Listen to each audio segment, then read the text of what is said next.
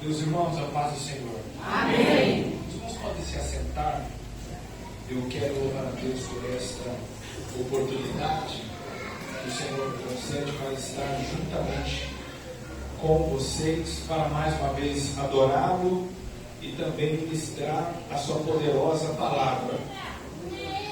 Como o pastor dizia, nós somos amigos e eu quero agradecer por essa oportunidade. Obrigado, viu, pastor? Aqui ele excedeu na bondade, viu? Nós vamos tomar como uma profecia essas palavras. Irmãos, o pastor falou sobre as redes sociais. Eu tenho um canal no YouTube, você pode procurar Professor Lucas Gomes. Semanalmente eu tenho postado conteúdos aos professores da escola dominical, tanto dos jovens quanto dos adultos. Mas a real intenção ali é trazer aos alunos da IBD também um desejo maior de estar no próximo domingo participando. Por quê? Se o aluno também lê a revista, se o aluno também estuda, ele vai chegar também preparado na sala de aula. Isso exerce uma pressão sobre o professor, porque ele precisa se preparar mais. Tem gente preparada na sala de aula. E ele vai ter condições de aproveitar melhor também o conteúdo apresentado pelo seu professor. Porque nós temos percebido, olha só, vocês não estão brincando não, hein? Eu tenho percebido que há um grande déficit na atenção, porque não se sabe o que vai dizer, então isso não gera o interesse. Então se você entrar ali, tá? E você clicar em se inscrever, eu tenho certeza que vai ser uma bênção na sua vida. Amém, meus queridos? Amém. Eu tenho 2 livros, eu sou escritor. Este que lancei agora em julho, com o título Mentoria para Pregadores. A proposta é fazer você ler melhor a Bíblia, para então interpretá-la e aplicar melhor os seus sermões. Lucas, eu não prego, então você vai aprender a ler a Bíblia da maneira correta para interpretar, tá bom? E também você vai aprender a criar os seus próprios sermões. Então você vai aprender a introduzir uma mensagem, a desenvolver, a concluir. Você vai conhecer os diferentes tipos de esboço e certamente eu tenho certeza que você vai se adequar a um deles. E quem sabe, se você já não prega, você começará a pregar. Esse daqui eu lancei em 2017, tem por tema Água, ele ainda transforma em vinho. Os irmãos estão neste mês falando sobre a família, então é um livro indicado a qualquer um dos irmãos que aqui estão. Eu fiz uma aplicação sobre o texto de João 2, quando Jesus operou o seu primeiro milagre. Então eu convido você a fazer parte deste ambiente dentro da ótica do relacionamento. Aqui você vai descobrir as fases de um relacionamento. A fase do vinho bom, do vinho ruim, quando ele chega na água. E aqui eu proponho uma resposta a uma questão que quando lemos, nós nos atentamos muito ao milagre e esquecemos de perguntar o porquê o vinho acabou.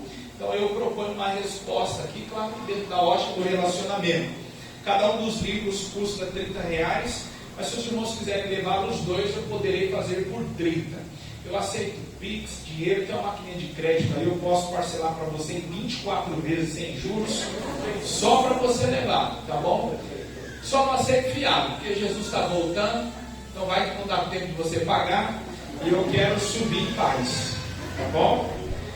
Irmãos, os que trouxeram a Bíblia, por favor, abram lá comigo no livro do Gênesis. O capítulo é o 45, nós iremos ler a partir do versículo 1.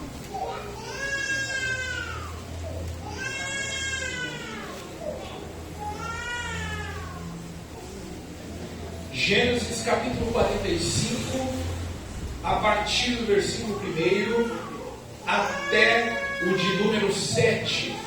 Eu irei ler ali junto com vocês no telão, porque a minha tradução não é a corrigida, é uma tradução contemporânea. Então vamos ler juntos. Nos diz assim: Então José não se podia conter diante de todos os que estavam com ele, e clamou: Fazei sair daqui a todo varão. E ninguém ficou com ele quando José se deu a conhecer a seus irmãos. E levantou a sua voz com choro, de maneira que os egípcios o ouviam e a casa de Faraó o ouviu. E disse José a seus irmãos: eu sou José, vive ainda meu pai? E seus irmãos não lhe puderam responder, porque estavam pasmados diante da sua face. E disse José a seus irmãos: peço-vos, chegai-vos a mim. E chegaram-se. Então disse ele: eu sou José, vosso irmão, a quem vendestes para o Egito. Agora, pois, não vos entristeçais, nem vos pese aos vossos olhos, por me haverdes vendido para cá, porque para conservação da vida, Deus me enviou diante da vossa face. Porque já houve 2 anos de fome no meio da terra, e ainda restam 5 anos, em que não haverá lavoura nem cega.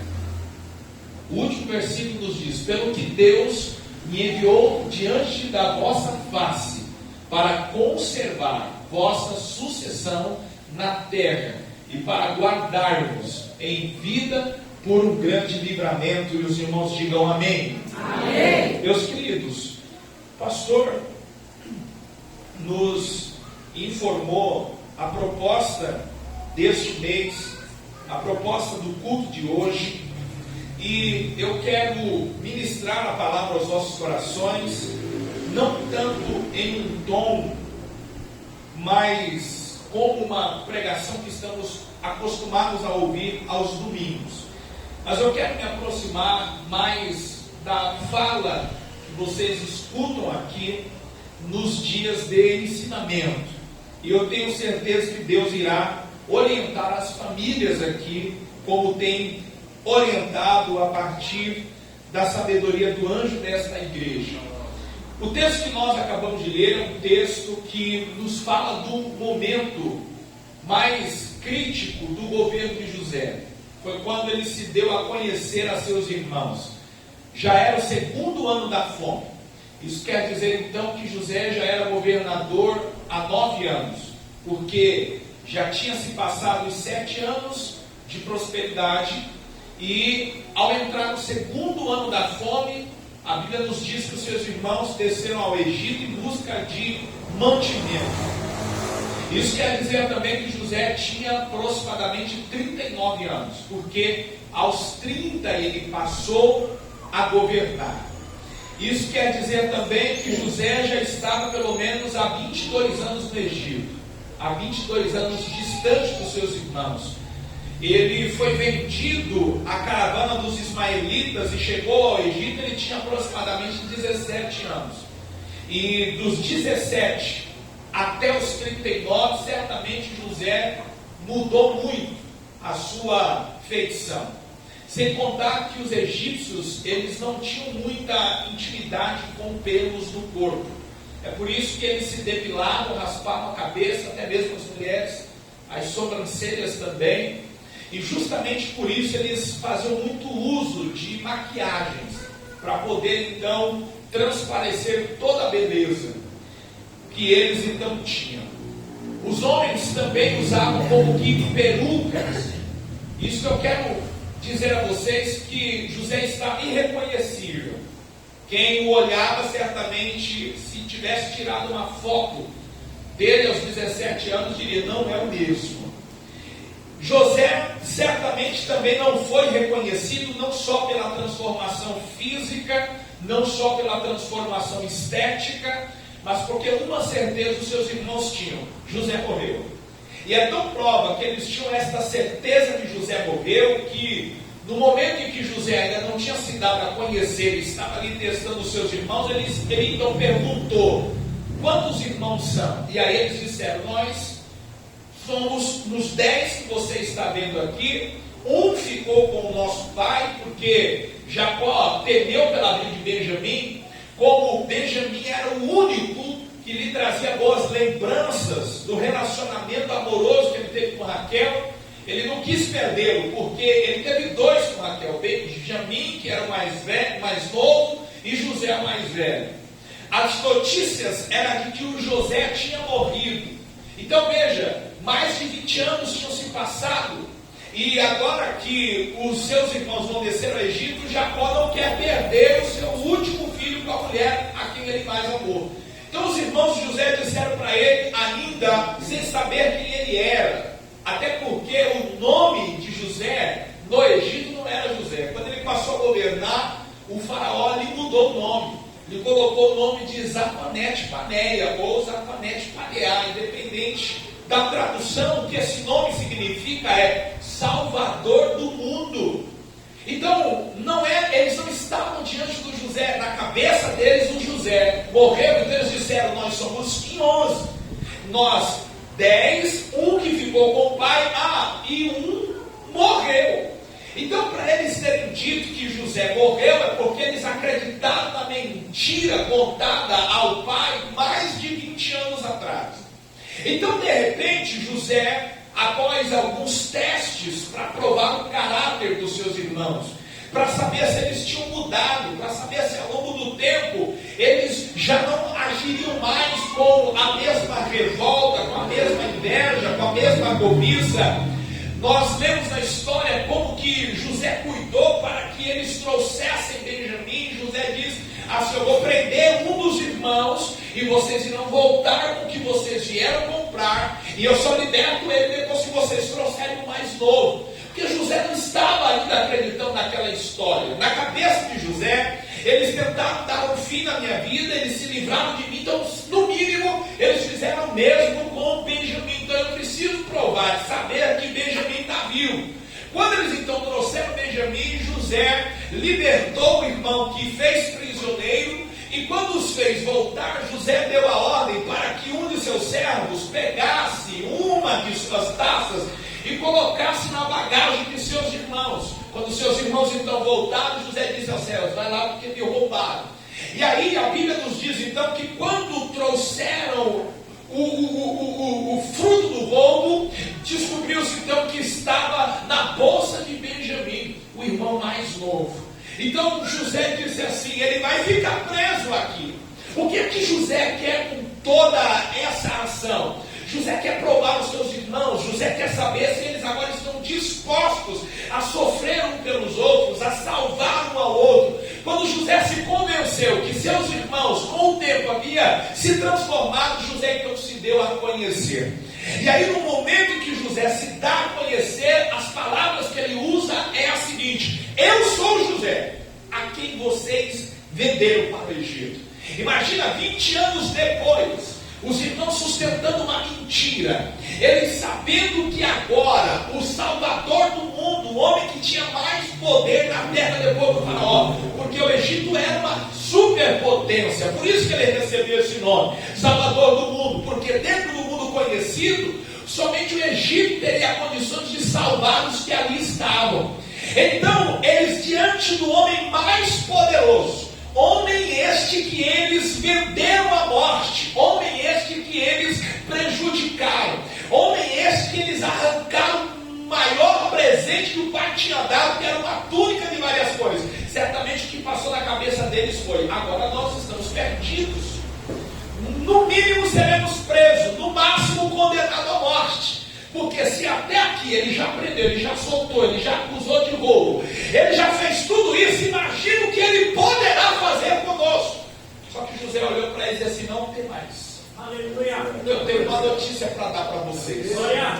Vocês achavam que sabiam tudo, mas eu tenho um negócio para contar para vocês, e quer saber o que é? Não foi vocês que me mandaram para cá. Quem me mandou para cá foi Deus. E Deus tinha uma proposta. E qual era a proposta? Salvar a nossa família. Para a preservação da vida, o Senhor me mandou na frente de vocês. Ou seja, é José fazendo os seus irmãos entenderem que era propósito de Deus ele chegar ao Egito. Ele não foi ao Egito porque ele revelou seus sonhos. Se você ouviu isso até hoje, eu quero pedir a você humildemente que esqueça. José não parou no Egito porque revelou seus sonhos. Se ele ficasse calado, ele ia para lá do mesmo jeito. José não foi para lá porque seus irmãos tiveram inveja dele. Se os irmãos não tivessem invejado, ele ia parar lá do mesmo jeito. Porque Deus queria sacudir a terra e com isso salvar a família de Jacó. Para salvar a família de Jacó, Deus permitiu José ser invejado, José ser perseguido, José ser humilhado, José ser feito escravo, José ser acusado de assédio, José ser preso, José ser esquecido, mas José ter sido posto no trono. Nós não temos condições de imaginar o que Deus é capaz de fazer para salvar uma família. Nós não temos condições de imaginar o que Deus pode fazer para salvar uma casa. Glória a Deus. Então, o que Deus fez então para preservar a vida? Se nós observarmos na Bíblia, eu posso dar aqui rapidamente aos irmãos alguns exemplos do que Deus já fez para preservar a vida. Para preservar Adão e Eva, Deus confeccionou com as próprias mãos roupas para o primeiro casal. Para preservar Noé e a sua família, Deus instruiu Noé a construir uma arca. Para preservar Moisés, Deus usou a criatividade de Joquebede para colocar o menino no cesto. Se Joquebede não tivesse usado a criatividade em montar um cesto em beira do mar, passar piche, colocar na beira do rio e sair, justamente sabendo ela, naquela hora, a filha do faraó vai tomar banho e vai encontrar o menino, vai se afeiçoar à sua beleza e não vai deixá-lo morrer. Deus usou a criatividade daquela mulher para preservar a vida de Moisés. Deus usou Elias para salvar a casa da viúva, porque a Bíblia diz que ela tinha só um pouco de farinha, só um pouco de azeite, pegou graveto. O pastor falou de churrasco, e se o senhor me chamar e eu chegar aqui na churrasqueira tiver graveto, eu vou embora, porque quem coloca graveto na churrasqueira não tem a intenção de queimar muita coisa, não. Quem quer queimar mesmo, coloca tora de madeira, coloca a lenha. Quando você tem as toras de madeira, você diz: se tem tudo isso de carvão, imagina o que aqui não tem de carne.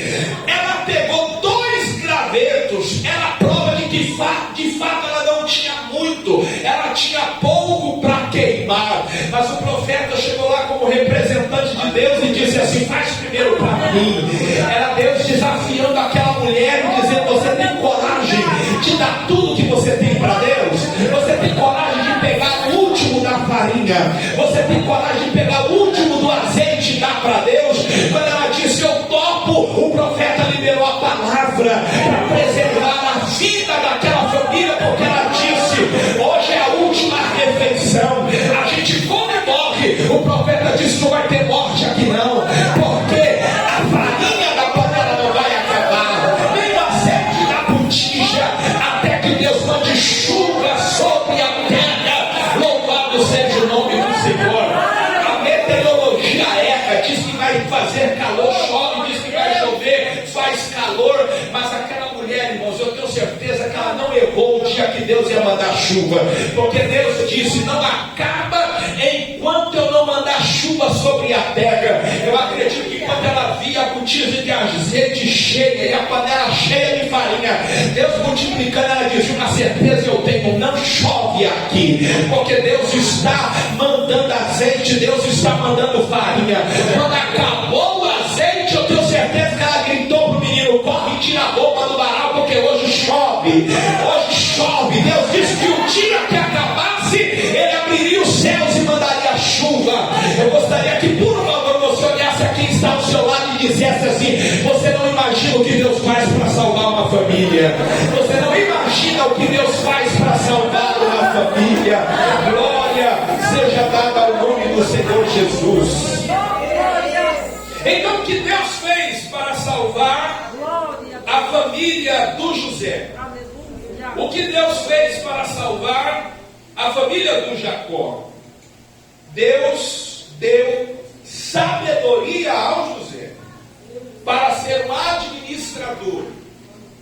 E observe, irmãos, que José ele já tinha os conhecimentos necessários para Deus usá-lo. Vejam vocês que José ele foi administrador da casa de Potifar. Diz a Bíblia que depois que ele chegou lá, Potifar percebeu que a casa prosperou tanto a ponto de Potifar falou assim: quer saber de uma? Fica com a chave da dispensa. Quem manda aqui agora é você. Depois que você chegou, o ambiente mudou. Então, toma. José tinha capacidade administrativa. José foi preso. Aí o carcereiro percebeu que o ambiente mudou. Aí o carcereiro foi lá e disse assim para o José: toma a chave, administra o lugar. Você é sensacional. Então percebam os irmãos que José já tinha um conhecimento administrativo. E quando então ele foi chamado para interpretar os sonhos do faraó, a Bíblia então nos diz no capítulo 41, a partir do versículo 33, a seguinte fala do José: portanto procure, faraó, agora um homem entendido e sábio, e o ponha sobre a terra do Egito. Faça isso, faraó, e nomeie administradores sobre a terra, que tomem a quinta parte dos produtos da terra do Egito nos 7 anos de fartura. Ajuntem todo o mantimento dos bons anos que vem e amontoem trigo debaixo da autoridade de faraó, para mantimento nas cidades, e o guardem. Olha a instrução que o José deu ao faraó. Jesus disse aos seus discípulos que se nós fizermos somente o que nos é mandado, podemos ser considerados servos inúteis. Tem gente que faz o que é mandado e acha que é a última bolacha do pacote. Deus mandou eu fazer isso, eu faço como ninguém. A palavra que Jesus lhe dá é inútil. Se você fizer só o que é mandado, você é um inútil. Qual é a proposta? É ir além, é fazer mais, é fazer o que foi mandado e ir além. Por que eu disse isso? José, quando foi chamado, a Bíblia nos diz então que foi somente para interpretar o sonho. Se ele dissesse: olha, a interpretação do sonho é a seguinte: 7 anos de bonança, 7 anos de fome, ponto final. Ele cumpriu o que ele foi chamado para fazer. Mas aí ele excedeu. José viu ali a oportunidade de ajudar sem receber nada em troca. A pior coisa é alguém que só ajuda quando visa os próprios benefícios. José disse: já que eu estou aqui, deixa eu ajudar um pouco mais. Faraó, procura um homem entendido. O primeiro requisito. Ou seja, um homem que tenha conhecimento. Procure um homem sábio. O segundo requisito. E o que este homem então vai fazer? Ele vai ajuntar a quinta parte de toda a produção do Egito. A partir de hoje, todos os egípcios trarão a quinta parte do que é produzido. E o que vai ser feito? Vai ser ajuntado em celeiros. Isso daí vai dar muita coisa, faraó. Então construa celeiros para que possa ser armazenada essa produção excedente. Durante os 7 anos, guarda tudo. Pega a quinta parte e guarda. E aí você vai ver que quando chegar os anos de fome, o Egito vai ter condições de passar sem dificuldade e ainda vender para quem quiser vir comprar. José falou 2 qualidades: um homem entendido, na verdade 3, porque ele disse: procure administradores. Então José disse 3 qualidades: ele tem que ser entendido, ele tem que ser sábio, porque entendimento é aquilo que você adquire. O que é sabedoria? Como você pratica aquilo que você absorveu. Então olha a qualidade: primeiro, entendido; segundo, sábio; terceiro, que saiba administrar. Parece que vejo o faraó dizendo assim: você esqueceu da 4ª qualidade. Qual é? O Espírito de Deus. Eu estou vendo ela em você. Você tem o Espírito de Deus. Então você é a pessoa certa. Irmãos, as coisas caminham quando nós buscamos o conhecimento, quando nós temos sabedoria, quando nós administramos e quando nós temos o Espírito Santo de Deus. Louvado seja o nome do Senhor. Aproveitando então que a proposta de hoje é falar às famílias, eu não quero aqui hoje falar de alguns problemas tais que ameaçam as famílias que nós já conhecemos, mas eu quero falar de algo que talvez você não veio ao culto hoje pensando que Deus falaria com você nesta área. Mas uma das áreas áreas que o diabo tem se valido e tem prejudicado famílias, casamentos têm acabado, marido e mulher têm se desentendido, é a área financeira. Percebam vocês que a maior dificuldade de um casal nos seus primeiros anos é a questão financeira. Porque nós estamos falando de pessoas que vieram de mundos opostos. Quem sabe um aprendeu a poupar, a guardar, mas o outro não aprendeu desta forma. Um de repente quer gastar muito, esbanjar, e o outro já não pensa assim. E engana-se aquele que Deus não é o Deus que dá também inteligência financeira. Porque foi o que Deus deu para José. E nós temos famílias que se dividem por causa do dinheiro. Nós temos famílias que não conseguem ser gratas a Deus porque não conseguem administrar o que possuem. E percebam vocês que por falta da administração, não somente o casamento é abalado, mas a vida espiritual com Deus também é abalada. Um dia eu procurei o meu pastor e eu disse assim para ele, eu falei: pastor, eu sou dizimista fiel, todos os meses eu reservo o meu dízimo. Só que tem um porém, a Bíblia nos diz que se nós levarmos os nossos dízimos à casa do tesouro, o Senhor repreende o devorador. Falei: pastor, eu não tenho dinheiro para nada, eu não tenho dinheiro para comer uma pizza, eu não tenho dinheiro para comprar um terno, eu não tenho dinheiro para nada, e eu sou dizimista. Me fala então, com base nessa palavra, por que Deus não repreende o devorador? O pastor só me fez uma pergunta e me desmontou. Ele falou assim: você sabe quanto você ganha? Sim ou não? Eu falei: sei. Aí ele disse assim: e quanto sai? Porque quanto entra você sabe, mas quanto sai? Essa pergunta me desmontou, porque eu não sabia quanto saía. E quando então eu resolvi calcular o que saía, eu fiquei escandalizado. Porque o que saía com bobagem era o suficiente para comer a pizza que eu queria. O que saía com bobagem era suficiente para poder comprar a roupa que eu queria. O que saía com bobagem era o suficiente para eu fazer a viagem que eu queria. E o problema do crente é espiritualizar todas as coisas. Ele dá o dízimo e ele quer que Deus cuide do resto. Não, não é assim. Você irá dar o dízimo em gratidão e o Senhor Deus te abençoará mais. Mas a sabedoria na administração das suas finanças você tem que pedir a Deus. Não tem devorador que resista à sabedoria de Deus nas suas finanças.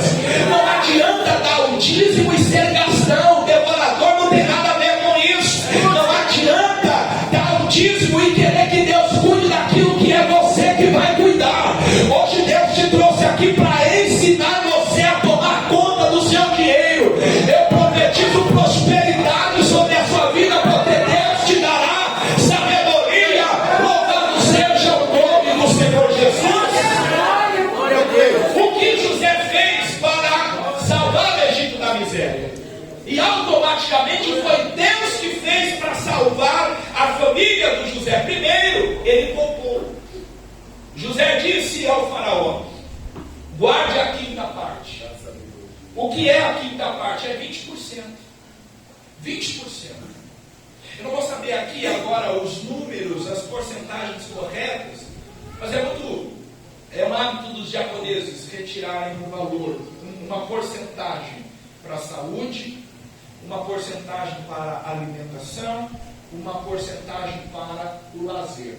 Quando você faz isso, você percebe que o salário mínimo que você ganha dá para fazer tudo.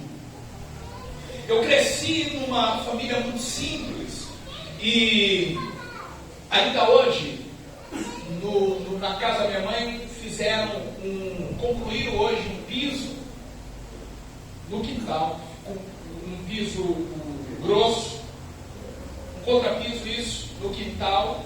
Na hora que eu vi aquilo, é um quintal de aproximadamente de 5 por 2. Olha que não é tão grande. 5 por 2. E quando eu vi que eles terminaram, deixaram o chão certinho, eu falei assim: meu Deus, 24 anos depois, um dos maiores pedidos da minha mãe foi realizado hoje. 24 anos depois. Por quê? pertencemos a uma família tão simples que a justificativa do meu padrasto era: não tenho dinheiro para fazer um piso grosso, um contrapiso, num quintal de 5x2. E eu cresci então imaginando que pela falta do dinheiro não era possível fazer coisas simples. Mas na minha adolescência eu comecei a questionar a vida, que eu observava um vizinho meu que ganhava um salário mínimo, ele tinha 3 filhos e ele conseguiu construir a casa dele inteira. De vez em quando era uma família que saía para jantar e eu ficava assim: mas meu senhor, meu padrasto ele ganha mais. É verdade que aqui tem mais filhos, mas por que a gente não consegue fazer o mesmo? E lendo a Bíblia eu entendi, irmãos, que a administração é tudo. O que José fez? Ele sabendo que a fome poderia vir, ele disse: vamos guardar. Você tem condições de guardar 20% do seu salário? Você tem condições de guardar 10% do seu salário? Se tivessem na minha casa guardado 1% do salário, certamente não teria levado 24 anos para fazer um contrapiso do lado de fora. 1%. Então José ele guardou 20%. Eu não sei quanto você poderia guardar, mas José guardou 20%, 1/5 da produção. E construiu celeiros para então juntar tudo isso que ele estava guardando. Observe que quando a Bíblia diz que haveria prosperidade no Egito, quer dizer que a produção seria maior do que os anos anteriores. O Egito era um lugar próspero, mas quando Deus mostrou ao faraó 7 anos de bonança, é que a produção seria anormal, a produção seria abundante. Então José disse: desse excedente nós não vamos deixar de aproveitar, mas nós vamos guardar 20%, nós vamos guardar 1/5. A maior cilada que alguém pode cair é passar a ganhar um pouco mais e esbanjar mais. Tem gente que tem o seu salário da seguinte forma: ele ganha 2.000 no mês, tem 2.000 no limite do cartão de crédito. Qual é o salário dele no mês? 4.000. Tem gente que tem essa mentalidade, porque ele vê no cartão de crédito mais uma renda. José olhou para o excedente e disse assim: nós vamos administrar o excedente, nós não vamos esbanjar o excedente, nós vamos usar com sabedoria o excedente que Deus nos trouxe. Deixa eu compartilhar rapidamente com você um testemunho. Eu tenho os meus materiais, eu dou aula de teologia, eu já dava aula de teologia já há quase 7 anos. Então, eu tenho a minha renda na venda dos meus materiais, nas aulas de teologia, eu administro a teologia lá no setor. E eu me formei em dezembro e eu comecei a trabalhar este ano lecionando história. Então, o horário que eu dou aula, na parte da manhã e parte da tarde, não me interfere em nada em continuar vendendo os meus materiais, em continuar dando as aulas de teologia. Ou seja, foi um excedente que Deus nos trouxe. Eu poderia pegar esse dinheiro e agora já programar uma viagem para qualquer lugar da Europa. Já tenho o passaporte, tirei o passaporte. Vou pegar esse dinheiro e vou embora. Esse dinheiro mensal, vamos pagar aí uma viagem parcelada. Mas o Senhor Deus me deu uma estratégia. Ele quer saber, eu vou comprar um apartamento. Eu vou comprar um apartamento. Então observe vocês que José ele pegou o excedente, não deixou de aproveitar, mas ele guardou 20%. E aí a Bíblia nos diz que 7 anos guardando o excedente, guardando 20% do que estava sobrando, foi suficiente para ele se manter durante os 7 anos de fome. Glória a Deus. A terra foi pega desprevenida, mas José estava preparado, porque Deus lhe revelou. Então quando Deus mostrou o que ia acontecer, ele começou a se preparar hoje. Ele começou a se preparar. Às vezes Deus, ele nos avisa do que está para acontecer e nós ficamos assentados aguardando acontecer. Não, Deus te revelou hoje para você se preparar. Deus te revelou hoje para você se programar, para quando a fome vir, você está amparado. Glória seja dado o nome do Senhor Jesus. Quando você vai começar a poupar hoje, para Deus te poupar,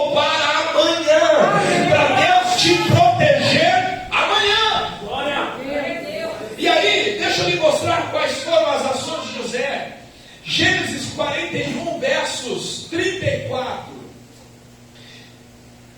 Ou melhor, Gênesis 47, verso 14. Veja o que José fez. No versículo 14. Então José recolheu todo o dinheiro que se achou na terra do Egito e na terra de Canaã. Qual foi a primeira ação de José no começo da fome? Vender. Veja, os irmãos, que a terra estava sendo assolada pela fome. Resistiram o primeiro ano. Por quê? Qual era a mentalidade dos habitantes da terra naqueles dias? Comerem a produção do ano. Então, o que eles haviam plantado este ano e no final do ano colhido, eles comiam tudo no ano seguinte. Então, este ano eles comiam o que foi plantado e colhido no ano anterior. Então, quando a fome começou, eles tinham somente para este ano. Então, quando entrou no segundo ano da fome, não tinha mais o que plantar e nem mais o que comer. Então, o que eles fizeram? No Egito tem mantimento, então vamos descer lá para comprar. A terra inteira comprando. E José era o único que estava vendendo, irmãos. Olha que coisa. A terra inteira comprando. E só José vendendo. Isso quer dizer então que financeiramente José se tornou mais poderoso. Se você se programar nos teus melhores anos, se você se programar enquanto você tem saúde, se você se programar enquanto você é novo, se você se programar enquanto você é forte, irmão, pode ter certeza que quando todo mundo estiver quebrado, você vai ser o único, você será o único como José que estava vendendo. Então, quando a terra quebrou, a primeira ação de José depois de poupar foi vender. Isso quer dizer que José acumulou mais ainda. José já começou no primeiro ano da fome a colher do fruto do seu trabalho dos anos da prosperidade. O próprio Jesus falou assim, que ninguém trabalha de noite. Se trabalha enquanto é dia, porque a noite vem em que ninguém pode trabalhar. Jesus estava falando das dificuldades. Então trabalhe enquanto é dia. Queira crescer enquanto é dia. Não espere a doença vir. Não espere a velhice chegar. E aí observe então que a Bíblia nos diz aqui no verso 14 que José recolheu todo o dinheiro que se achou na terra do Egito e na terra de Canaã pelo trigo que comprava e trouxe-o à casa de Faraó. Então, aquele investimento que eles fizeram nos 7 anos de fartura, porque tiveram que construir celeiros, tiveram que organizar gente para trabalhar, o investimento que eles fizeram nos 7 anos de fartura já começou a retornar nos primeiros anos da fome, porque José começou a vender. Agora, observe o versículo 16, o que ele nos diz. O versículo 16 nos mostra que agora os habitantes da terra e do Egito procuraram o José e disseram assim: José, todo o dinheiro que nós tínhamos lhe foi dado porque nós tínhamos fome. Então nós lhe demos o dinheiro em troca de comida. Só que tem um porém, o dinheiro acabou e nós estamos com fome. Não temos mais com o que comprar. Quer saber? O jeito é a gente se vender como escravo. Já disse não. Se vender não. Vocês não têm animais? Vocês não possuem cavalos? Vocês não possuem ovelhas? Vocês não possuem jumentos? Vamos fazer uma troca. Vocês me dão os animais e eu continuo dando comida para vocês. Olha que coisa, a terra quebrada e o José primeiro vendeu e agora o José está trocando. A terra está quebrada, só o José tem para trocar. José tem o que as pessoas precisam. Elas trazem os animais e o José lhes devolvem comida. Ou seja, irmãos, crente não se orienta de acordo ao que acontece lá fora. A economia pode estar quebrada, a política pode estar confusa. Tem gente uma guerra no Oriente Médio, porque lá é o berço do petróleo. Imagina só se uma bomba explode lá e o mundo se envolve nesta guerra. O que será de nós aqui no Ocidente? A gente não fica de olho na CNN ou no Jornal Nacional para saber se o dólar subiu ou desceu. Crente anda na orientação do Espírito. Nós dependemos de Deus, aleluia. Nós dependemos do Espírito Santo. Minha esposa tirou a habilitação e aí falou assim: vamos comprar um carro. Aí eu falei assim: mas Camila, eu não tenho habilitação ainda, mas ela queria tanto que eu falei: então vamos comprar, porque aí já é um gancho para eu ter um carro e aprender a dirigir. Aí compramos o carro. Janeiro de 2020. Janeiro de 2020. Quando foi fevereiro, estourou a notícia que em março ia fechar tudo por causa da pandemia. A primeira coisa que eu pensei foi o seguinte: falei, para que eu vou comprar o carro? De 48 faltava 47 para pagar. Fechou tudo. Ninguém mais chama para pregar, não tem onde dar aula, fechou tudo. Falei, e agora? Falei, para que eu vou comprar esse carro? E eu estava alegre, Deus orientou tudo. Falei assim: Jesus, não acredito que o Senhor me colocou nessa. Todo dia eu vendo as notícias, eu fiquei mal. Meu emocional foi abalado. Até que Deus me orientou numa coisa: desliga a televisão, porque se o Covid não te matar, o emocional vai acabar com você dentro de casa. Eu quero mais saber quem está morrendo, eu não quero mais saber onde o Covid chegou, eu vou me desligar lá fora. Falei, ou Deus vai cuidar de nós, ou Ele não vai cuidar. A gente vai resolver isso aí com Deus. Eu falei assim, e olha, além do carro, eu estava fazendo 2 faculdades. E ela tinha começado o curso de enfermagem. Falei, a gente vai passar fome aqui dentro. Falei, Camila, é o seguinte: a gente tranca a faculdade, a gente vende o carro, mas aqui ninguém vai passar necessidade não. Irmãos, se eu não tivesse comprado esse carro, eu teria passado fome. Meu Deus, mas como assim? Que é isso? Porque no ano em que a pandemia mais assolou e tudo estava fechado, sabe o que aconteceu? Eu estava no ônibus do Brás. Quando passou aquele viaduto ali, eu acho que é a Rangel Pestana, para o lado da Concórdia, eu vi uma placa imensa, era muito grande, irmãos. Era uma faixa muito grande na porta de uma loja. Vende-se canecas para sublimação. Eu tinha acabado de comprar a máquina e eu estava à procura de um fornecedor. Irmão, mas uma placa muito grande. E eu não ando de ônibus olhando paisagem. Eu só ando com o livro na mão. Por quê? Aonde eu paro eu estou lendo. Eu amo pegar fila. Por quê? É a minha oportunidade de ler. No trem eu estou lendo, no ônibus eu estou lendo, mas naquele dia eu não estava lendo e olhando a paisagem. A placa bem grande. Vende-se canecas para sublimação. Eu anotei o endereço, voltei lá. Irmãos, eu peguei os preços no varejo, como se eu estivesse comprando no atacado. E como todas as lojas fecharam, quem é que estava fornecendo de carro para cima e para baixo? Caneca para as pessoas trabalharem, fazerem a estampa das canecas? Lucas Gomes. Só Deus para fazer isso, irmãos. Se eu não tivesse comprado o carro, eu ia ficar sem dinheiro em casa. Mas Deus é o Deus, irmãos, que age quando nós não sabemos que Ele está agindo. Nós não sabemos o que Deus é capaz de fazer para salvar uma família da miséria. As pessoas quebrando e a gente prosperando. Porque Deus nos deu direcionamento. Mesmo a gente achando que estava perdido, Deus estava nos orientando. Glória a Deus. Glória seja dada ao nome do Senhor Jesus. Então perceba que José era o único que estava bem, porque Deus lhe deu entendimento e Deus lhe deu sabedoria.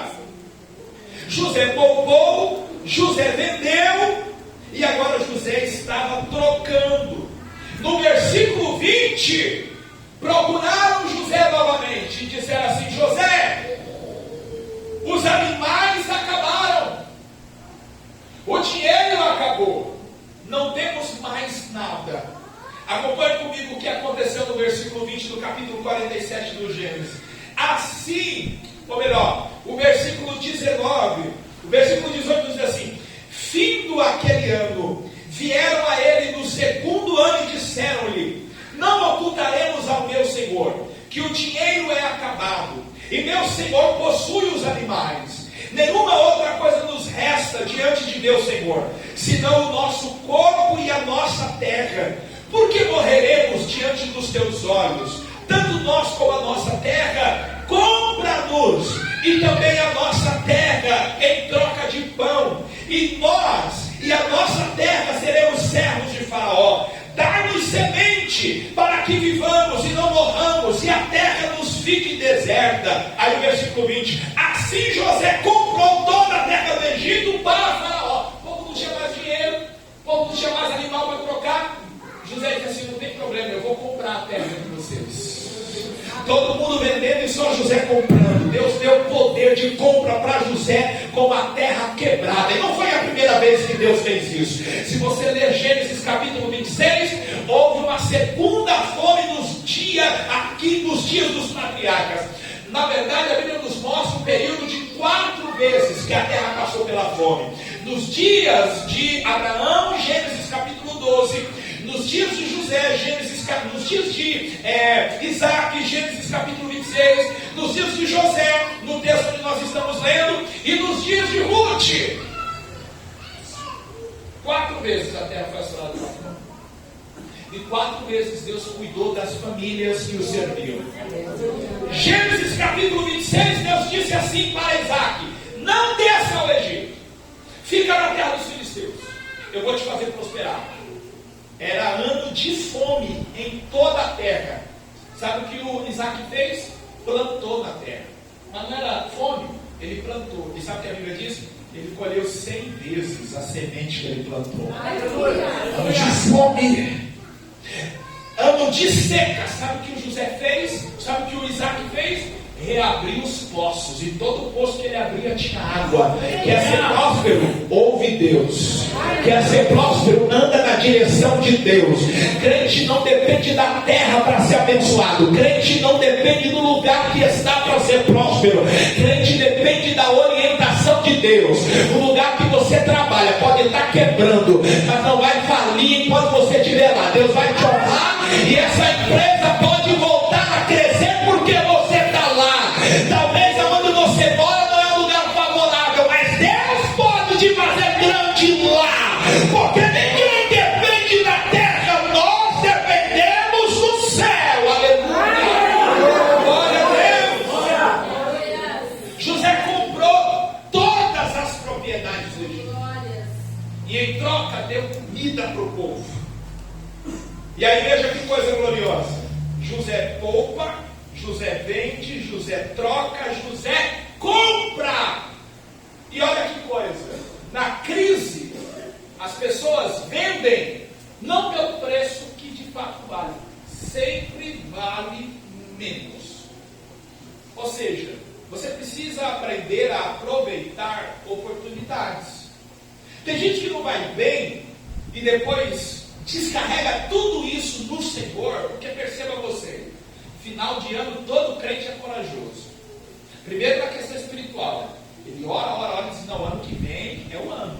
Ano que vem eu vou com tudo, toda consagração estou dentro, evangelismo não, porque eu acho que ele fica com medo de morrer no dia 31, igual o peru na destra. Aí ele começa a fazer promessa para Deus olhar para si: não, não vou matar ele esse ano, deixa ele viver porque ele vai fazer no próximo. Aí ele termina o ano na coragem. E também ele é corajoso na questão das finanças. Gasta tudo que tem com o Papai Noel, estoura o cartão de crédito, faz crediário, aí começa o ano como? Arrebentado. Qual é o melhor período para você comprar roupas? É depois do Natal. Se for de frio, não é no inverno. Se for de calor, não é no verão. É ou não é? Quer comer chocolate? Para que comprar na Páscoa? Você vai pagar 10 vezes mais caro. José não poderia ter comprado antes, mas ele esperou a oportunidade. Não, eles vão vir. Quando oferecerem, aí eu compro. Estratégia. Ele comprou toda a terra do Egito, aproveitando a oportunidade. Aí no versículo 23, o povo já não tinha mais dinheiro, não tinha mais animal, não tinha mais terra. E agora, José, o que a gente faz? José falou, eu tenho a solução. Então disse José ao povo: eis que hoje vos comprei, a vós e a vossa terra para Faraó. Aí tendes semente para vós, para que semeeis a terra. E aí olha o que José diz no versículo 24: há de ser, porém, que das colheitas dareis o quinto a Faraó, e as 4 partes serão vossas para a semente do campo. José ensinou o povo a investir. Mas não tem problema, eu vou dar a semente para vocês e agora eu vou ensinar vocês a investir. Sabe o que vocês falam? Eu vou dar a semente. Quando produzir a semente que eu dei, a terra não é mais de vocês. A semente não é de vocês. Então o que eu quero? Uma porcentagem do que for produzido. Porque a terra não é de vocês, a semente é minha. Então eu vou ensinar vocês a investirem. Pega a semente e planta. Nasceu, reserva um quinto. O que ele fez lá no início, o que ele fez há quase 14 anos atrás, ele está ensinando agora a receita. Pega um quinto da produção e guarda, devolve para o Faraó. Os outros 20%, vocês tiram uma porcentagem, semeia e come o resto. A partir daquele dia, o José viveu dos lucros, porque todos na terra pagavam a ele 20%, pagava um quinto da produção, e ele disse: o resto vocês separam, planta de novo e come o que sobrou. Quando nascer de novo, o que vocês plantaram, tira um quinto, dá para o Faraó, reserva a semente para plantar de novo e come o que sobrou. Sabe qual é o maior problema do crente?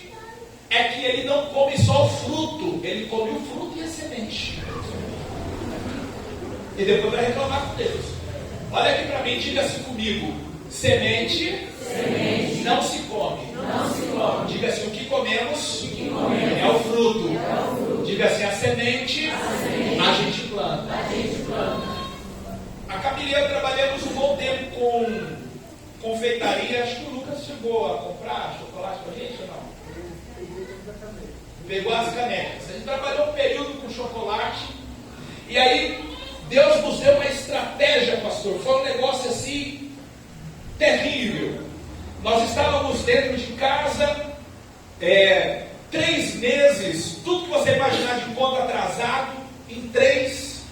E aí eu só aguardando o comunicado de corte, quando de repente a Camila achou na internet uma foto de 3 ovinhos de Páscoa, e nós já vendíamos tudo e tal, mas não tinha mentalidade da revenda.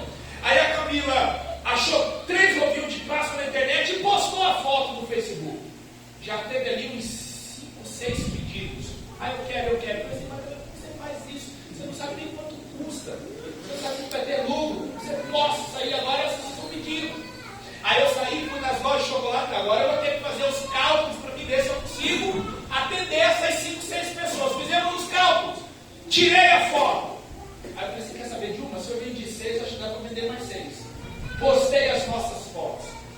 Naquele mês de Páscoa, em 20 dias, nós estávamos há 3 meses sem R$1, com tudo atrasado. Em 20 dias, o Senhor nos fez vender R$12 mil. Em 20 dias. Pagamos todas as contas que estavam atrasadas. Sobrou R$500. Foi a compra do mês. No mês da frente a vida já estava normal. Irmão, tem coisa que Deus faz só para tirar de nós a capacidade empreendedora. Talvez Deus já te fechou portas, talvez Deus está te apertando para ver se você reage, para de reclamar, para ver se você reage e faz alguma coisa. Ai, Deus. Agora você vai saber de uma. Vou postar na internet que quer vender meus chocolates. Apareceram 30 pessoas para vender toda semana chocolate para a gente, irmãos. Foram 6 anos de muito trabalho, de muito muita prosperidade, porque o Senhor Deus nos deu a sabedoria. E aí, por que eu estou falando isso? Porque as pessoas que compravam conosco revendiam os seus trabalhos, revendiam igrejas, enfim. E aí, algumas pessoas chegavam e diziam assim: vende fiado. Aí eu dizia: não, Lucas, mas a gente é amigo, a gente é parceiro, eu vou pagar. Eu sei que você vai pagar, mas eu não vou vender fiado. Se for para perder a sua amizade, eu perco agora. Porque a gente vai perder a amizade a qualquer hora. Por quê? Vai dar certo a primeira vez, você vai pagar. Vai dar certo a terceira vez, vai dar certo a quarta. Vai chegar um dia que você vai falar assim: rapaz, eu sempre fui fiel com o Lucas. Esse mês, se eu ficar devendo, não vai ter problema. Mas a gente vai ter um problema, porque eu vou precisar do dinheiro para repor material. E dívida acabam com as amizades. Dívidas acabam com os relacionamentos. E eu não quero perder a sua amizade. Então, para não perder a sua amizade, eu não vou vender fiado. E se for para perder, eu prefiro perder não vendendo, mas eu vou continuar com o meu dinheiro.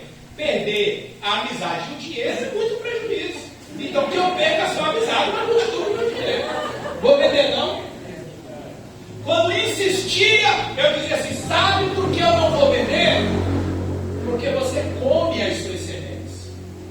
Você não pode comer essa semente. Se eu lhe der agora, amanhã, quando você vê o fruto do trabalho, você não vai comer só os frutos, você vai comer a semente de novo e não vai ter com que me pagar. É por isso que as pessoas se atolam em dívidas. Por quê? Se você tem R$1.000, você recebe um salário mínimo. Você não pode gastar o seu salário mínimo. Você precisa fazer o princípio que o José ensinou aqui, bíblico. Você paga suas contas. Qual era a conta do povo? 20% da mão do faraó. Paga suas contas. Tira uma parte para você investir, tira uma parte para você guardar. E o resto? Aí você come, aí você viaja, aí você pega pizza, aí você dá dinheiro para quem você quiser, rasga o dinheiro. Ah, você investiu, você pagou suas contas. Olha o que a Bíblia nos ensina em 2 Reis capítulo 4. Quando a viúva foi atrás do profeta e disse assim: meu marido morreu, os credores estão aqui na porta, o que eu faço? O profeta disse: pegue vários emprestados. Deus multiplicou o azeite. Qual é a direção agora? Paga a dívida. Mas é grande, fica tranquilo, você vai viver do resto. Como assim viver do resto? O que é pouco para você na mão de Deus, irmão? Mas paga a dívida primeiro. Paga a dívida primeiro. Se conserta na sociedade. Se você quer ter uma vida próspera, abençoada diante de Deus. Porque eu conheço pessoas que, se descobrir que a dívida caducou na Casa Bahia, ele corre lá para abrir o outro crediário. Ele ainda vai agradecer a Deus. Deus limpou meu nome. Caducou a dívida, infeliz não pagou. E vai lá e abre outro crediário. E ele diz: Deus vai me dar graça para pagar. Não vai pagar porque não pagou a primeira. Não vai pagar a segunda. A gente, irmãos, nós precisamos não permitir que os devoradores tomem conta da nossa vida. Eu fiquei 5 anos com o meu nome sujo. Era a maior vergonha. Pior tristeza de alguém, irmãos, é você parado na rua para fazer aqueles cartão de crédito. Vamos fazer o cartão, e aí você quer fazer o cartão, e é um pessoal que gruda. Eu já trabalhei aqui na Parapuã. Quem mora aqui há mais tempo vai se lembrar do Extra Elétrico que tinha aqui. Eu trabalhava ali no Extra. A pessoa passava, eu grudava, porque você tem que bater a meta. Aí você gruda a pessoa e vai fazer o cartão. Aí a pessoa se diz que não quer cartão, que não quer dinheiro. Aí ela vai lá e rasga a verdade, mas todos falavam entre os dentes: eu tenho um nome sujo, tem um negocinho aí. Tem um negocinho aí. É vergonhoso, irmãos. Quando eu consegui limpar meu nome, eu falei assim: nunca mais eu vou sujar. Eu falei: Senhor, se depender de mim, eu não vou sujar. E aí eu comecei a pedir a Deus para Ele me orientar. Eu falei: Senhor, me orienta, me dá graça, me dá sabedoria. Se é o Senhor que dá a semente, aquele que semeia, me dá sabedoria, a mesma graça, o mesmo entendimento que o Senhor Deus deu para o José, me dá orientação, me dá a visão. Irmão, se você orar, Deus também vai socorrer a sua família. Não fique esperando Deus mandar um profeta lá com a cesta básica. Não fique esperando lá o dinheiro cair na conta.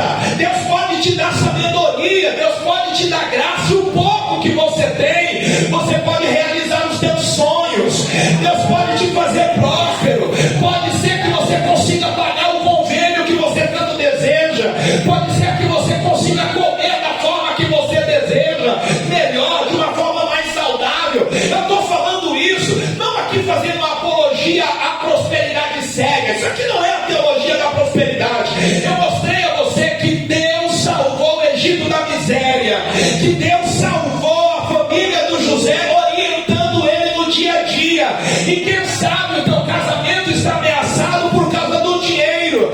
Quem sabe você já perdeu a saúde porque você não consegue dormir pensando como vai pagar a conta no final do mês. Se você orar, Deus pode te dar sabedoria, e o pouco que você tem pode multiplicar na sua mão, e Deus pode salvar a sua família. Louvado seja o nome do Senhor Jesus. Porque Deus socorre, irmãos. E aí, Lucas, como é que vai ser? E o dia que você sujar o nome? Pode ser que isso aconteça, mas uma certeza eu tenho, apoiado na Bíblia: Deus é o Deus que socorre aquele que passa por vendavais não provocados por ele mesmo. Veja a viúva. Flávio José acredita que esta viúva seja a esposa de um dos servos de Acabe, chamado Obadias. O que fez Obadias, a Bíblia diz? Ele escondeu 100 profetas e os alimentou diariamente com pão e água. Não é literalmente pão e água. Pão e água era a comida básica da época. Então imagine assim, ele alimentou 100 homens 3 anos e meio com arroz e feijão. Será que ele gastou dinheiro? Muito. De repente ele morreu. A viúva ficou nessa situação agora para pagar os credores. A dívida foi porque ela quis? Não, aconteceu. Foi uma fatalidade. Entrou na dívida. Aí Deus entrou na causa. Então eu vou cuidar de você. Eu vou amparar você. Então eu não estou dizendo aqui que o crente não pode sujar o nome. Mas se acontecer uma fatalidade, Deus pode te socorrer. Deus pode te amparar. Agora, os que procuram essa situação, meu Deus do céu, é orar para Ele ter misericórdia. Aleluia. E aí, Lucas, como que a gente termina isso então? Nós terminamos observando, irmãos, que Deus ele é capaz de tudo para salvar as famílias. E assim como ele fez José ser escravo, ser governador para salvar uma família, Deus ele também investiu pesado, enviando o seu único filho para ser também um homem humilhado, para se tornar rei dos reis, só para salvar as famílias da terra. E a maior bênção que ele pode nos dar, irmãos, foi a nossa salvação. O José os livrou da fome, o Senhor nos livrou do pecado. Glória a Deus. E ele sim é o salvador do mundo. José salvou o Egito, o Senhor salvou o mundo para a glória de Deus. E assim como os egípcios se renderam ao José, nós também entregamos a nossa vida para Deus. E assim como os egípcios andavam na direção do José, nós temos que andar na direção de Deus. Que o Senhor continue direcionando você, te dando graça, te dando sabedoria. Quem recebe essa palavra, diga amém. Deus abençoe os irmãos.